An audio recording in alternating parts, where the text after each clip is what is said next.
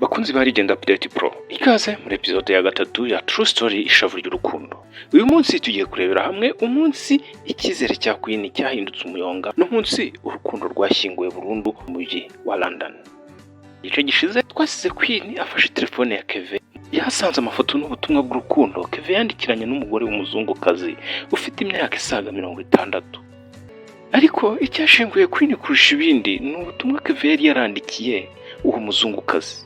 Muri ubwo butumwa Kevin yagiraga ati: wa mukobwa w'i Kigali yamaze kugera mu rugo, gusa humura tuzamufata nk'umukozi wo mu rugo rwacu kuko urabizi abakozi barahenze, ntabwo mukunda pe, kandi nubwo yatwise iyo nda yatwaye nzayikuramo. Queen kubyihanganira byaranze, kwifata biramunanira, ararira afata umwanzuro wo gukura Kevin mu bitotsi. Iyi myaka 10 yose ngorore kuguhemukirwa, uyu muzungukazi n'aya magambo binshenguye umutima n'umwana ntwite. Nicujije icyatumye nza mu Bwongereza. Kevin sabyuka afite n'uburakari bwinshi cyane, ashikuza telefone ye mu biganza bya Queen aza mukubita urushyi.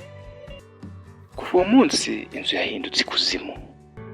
Kevin yongeye gutaha mu rugo buri joro. Yavaga mu kazi agahita ajya kuryama kwa wa muzungukazi, agasiga Queen wenyine muri cya cyumba kimwe babagamo. Iminsi yarashize indi irataha, amezi aragenda bikenda, inda Queen yari atwite igera igihe cyo kuvuka. Queen yabyaye umwana we w'imfura atari kumwe n'umugabo we. Nyuma y'iminsi myinshi umwana amaze kuvuka, Kevin yaje gutaha. Uwo munsi yatashye yaje afite urupapuro mu ntoki ze, maze arwambika Queen mu maso n'amagambo menshi akomeye y'agasuzuguro.